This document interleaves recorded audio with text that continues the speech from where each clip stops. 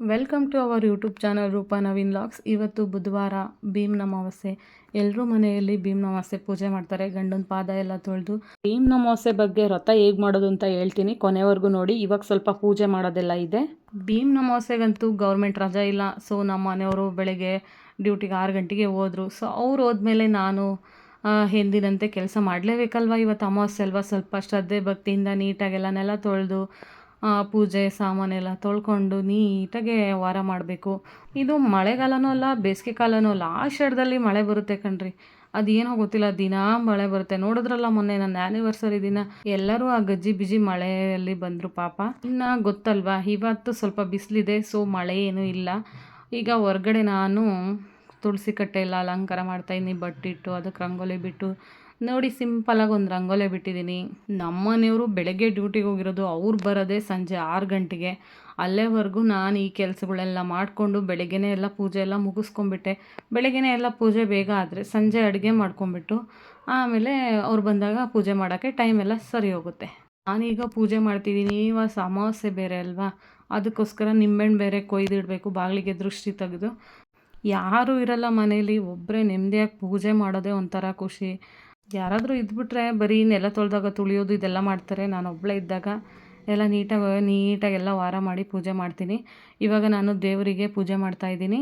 ವಾರ ಮಾಡಿ ಪೂಜೆ ಮಾಡೋಷ್ಟೊತ್ತಿಗೆ 11 ಗಂಟೆ ಆಗೋಯ್ತು. ಎಷ್ಟು ಟೈಮ್ ಇದ್ದರೂ ಸಾಲದು ಕಣ್ರಿ ಈ ವಾರ ಪೂಜೆ ಮಾಡೋಷ್ಟೊತ್ತಿಗೆ. ಅದು ಇವತ್ತು ಭೀಮ್ನ ಅಮಾವಾಸ್ಯೆ ಬೇರೆ, ಎಲ್ಲ ಪೂಜೆ ಸಾಮಾನ ತೊಳ್ಕೊಂಡು ಪೂಜೆ ಮಾಡೋಷ್ಟೊತ್ತಿಗೆ ಇಷ್ಟೊತ್ತಾಗುತ್ತೆ. ಸಂಜೆ ನವೀನವ್ರಿಗೆ ಹೂವು ಥರ ಕೇಳಿದ್ದೀನಿ. ಅವ್ರು ಬಂದಮೇಲೆ ಪೂಜೆ ಮಾಡಬೇಕು. ಅವ್ರು ಇನ್ನೂ ಬಂದು ಫ್ರೆಶ್ ಸ್ನಾನ ಮಾಡ್ಕೊಂಡು ಪೂಜೆ ಮಾಡಬೇಕು. ಬೆಳಗ್ಗೆ ಡ್ಯೂಟಿಗೆ ಹಾಗೇ ಹೋಗಿದ್ದಾರೆ. ನಾನೀಗ ರಾಘವೇಂದ್ರ ಸ್ವಾಮಿಗೆ ಆರತಿ ಮಾಡ್ತಾಯಿದ್ದೀನಿ. ಬನ್ನಿ, ಮನೇಲಿ ಇವತ್ತು ಏನು ಸ್ಪೆಷಲ್ ಮಾಡಿದ್ದೀನಿ ಅಂತ ನೋಡೋಣ. ನಾನೇನು ಅಂತ ಸ್ಪೆಷಲ್ ಮಾಡಿಲ್ಲ, ಆ್ಯನಿವರ್ಸರಿಗೆಲ್ಲ ಮಾಡಿಬಿಟ್ಟಿದ್ದೆ ಅಲ್ವಾ. ನಾನಿವತ್ತು ಹೆಸರು ಬೇಳೆ ಪಾಯಸ ಮಾಡಿದ್ದೀನಿ. ಹಾಗೆ ನವೀನವರು ರಸಮ್ ಮಾಡು ರೂಪ ಅಂತ ಅಂದರು, ಅದಕ್ಕೆ ರಸಮ್ ಮಾಡಿದ್ದೀನಿ. ಇವಾಗ ಆಲ್ರೆಡಿ ಅವ್ರು ಬಂದಿದ್ದಾರೆ, ಇವಾಗ ಸ್ನಾನ ಮಾಡ್ತಾ ಇದ್ದಾರೆ. ನಾನು ಆಲ್ರೆಡಿ ರೆಡಿಯಾಗಿದ್ದೀನಿ. ಫ್ರೆಂಡ್ಸ್, ಸೀರೆ ಉಟ್ಕೊಂಡು ಹೇಗೆ ರೆಡಿ ಆಗಿದ್ದೀನಿ ನೋಡಿ. ಭೀಮ್ನ ಅಮಾವಾಸ್ಯೆ ಅಲ್ವಾ ಇವತ್ತು. ನವೀನು ಡ್ಯೂಟಿಯಿಂದ ಈಗ ಬರ್ತಾವ್ರೆ. ಸೊ ನವೀನ್ಗೋಸ್ಕರ ವೆಯ್ಟ್ ಮಾಡ್ತಾಯಿದ್ದೀನಿ ಪೂಜೆ ಮಾಡೋಕ್ಕೆ. ಬನ್ನಿ ನೋಡೋಣ ಪೂಜೆ ಹೆಂಗೆ ಮಾಡ್ತೀನಿ ಅಂತ. ಸುಮತಿ ಸುಮತಿ ಶ್ರೀಮತಿ ಆರು ಗುಣಗಳೇ ನಿನಗಾರತಿ. ಭೀಮನ ಅಮಾವಾಸ್ಯೆನ ಯಾಕೆ ಆಚರಿಸ್ತಾರೆ ಅಂತ ಗೊತ್ತಾ? ಬನ್ನಿ ಈ ಕಥೆಯನ್ನು ನಾನು ಹೇಳ್ತೀನಿ. ಭೀಮ್ನ ಅಮಾವಾಸ್ಯೆನ ಭೀಮನ ಪೂಜೆ ಅಲ್ಲ, ಭೀಮೇಶ್ವರನ ವ್ರತದ ಹುಟ್ಟಿದ ಬಗ್ಗೆ ನಮ್ಮ ಪುರಾಣದಲ್ಲಿ ಬರುವ ಕತೆ ತುಂಬ ಇಂಟ್ರೆಸ್ಟಿಂಗ್ ಆಗಿದೆ. ಬನ್ನಿ ಕೇಳೋಣ. ಭಾಳ ವರ್ಷಗಳ ಹಿಂದೆ ಒಬ್ಬ ಬ್ರಾಹ್ಮಣ ದಂಪತಿ ಕಾಶಿ ಯಾತ್ರೆಗೆ ಹೋಗೋಕೆ ಅಂತ ನಿರ್ಧರಿಸ್ತಾರೆ. ಇವರಿಗೆ ಮದುವೆಯಾಗಿರುವ ಒಬ್ಬ ಮಗ ಹಾಗೆ ಪುಟ್ಟ ಮಗಳು ಇರುತ್ತಾರೆ.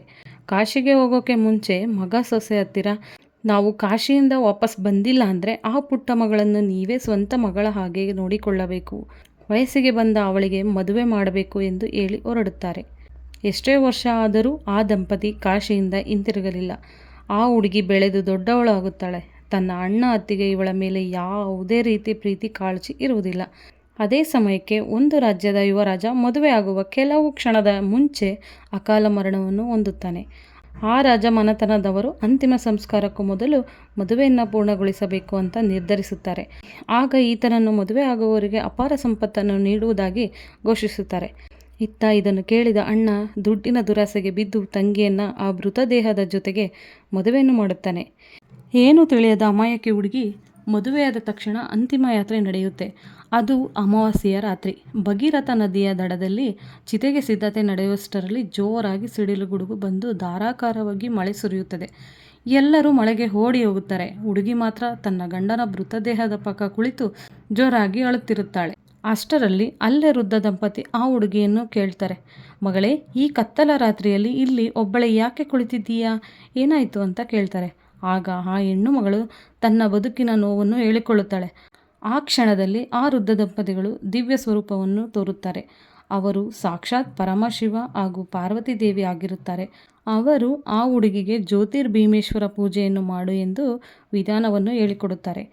ಅಮಾವಾಸ್ಯೆಯ ರಾತ್ರಿ ಪೂರ್ಣ ಭಕ್ತಿಯಿಂದ ಪೂಜೆಯನ್ನು ಮಾಡುತ್ತಾಳೆ. ತನ್ನ ಅಚಲ ಭಕ್ತಿಗೆ ಮೆಚ್ಚಿದ ಭೀಮೇಶ್ವರ ಶಿವನು ಆ ಮೃತ ರಾಜಕುಮಾರನಿಗೆ ಜೀವವನ್ನು ಕರುಣಿಸುತ್ತಾನೆ. ವಿಧವೆಯಾಗಿದ್ದ ಹುಡುಗಿ ಮುತ್ತೈದೆ ಆಗ್ತಾಳೆ. ಹಾಗಾಗಿ ಆಗಿನಿಂದ ಶ್ರದ್ಧಾಭಕ್ತಿಯಿಂದ ಈ ವ್ರತನ ಯಾರು ಮಾಡ್ತಾರೋ ಅವರಿಗೆ ಸೌಭಾಗ್ಯ, ಕುಟುಂಬದ ಕ್ಷೇಮ ಹಾಗೂ ಎಲ್ಲದಕ್ಕಿಂತ ಹೆಚ್ಚಾಗಿ ಶಿವ ಪಾರ್ವತಿಯ ಆಶೀರ್ವಾದ ದೊರೆಯುತ್ತದೆ ಎಂಬ ನಂಬಿಕೆ. ಈಗ ಗೊತ್ತಾಯ್ತಾ ಎಲ್ಲರೂ ಯಾಕೆ ಭೀಮನ ಅಮಾವಾಸ್ಯೆ ಮಾಡ್ತಾರೆ ಅಂತ.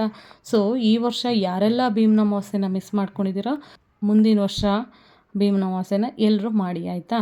ಕೇಳಿದ್ರಲ್ಲ ಭೀಮನ ಅಮಾವಾಸ್ಯೆ ಕತೆ ಹೇಗಿತ್ತು ಅಂತ ಕಮೆಂಟ್ ಮಾಡಿ ಆಯಿತಾ, ಮರಿಬೇಡಿ. ಇಲ್ಲಿ ನನ್ನ ಫ್ರೆಂಡ್ಸ್ ಅವರು ಭೀಮನ ಅಮಾವಾಸ್ಯೆ ಪೂಜೆ ಮಾಡಿದ್ದಾರೆ, ಆಶಾ ಮತ್ತು ತೇಜು. ಅವರು ಹೇಗೆ ಪೂಜೆ ಮಾಡಿದ್ರು ಅಂತ ಶೇರ್ ಮಾಡ್ಕೊಂಡಿದ್ದೀನಿ. ಸೊ ಫ್ರೆಂಡ್ಸ್, ನಿಮಗೆ ಈ ವಿಡಿಯೋ ಇಷ್ಟ ಆದರೆ ಲೈಕ್ ಮಾಡಿ, ಶೇರ್ ಮಾಡಿ, ಕಮೆಂಟ್ ಮಾಡಿ, ಹಾಗೆ ಸಬ್ಸ್ಕ್ರೈಬ್ ಮಾಡ್ಕೊಳ್ಳಿ. ಎಲ್ಲರೂ ಸಪೋರ್ಟ್ ಮಾಡಿ. Thank you all.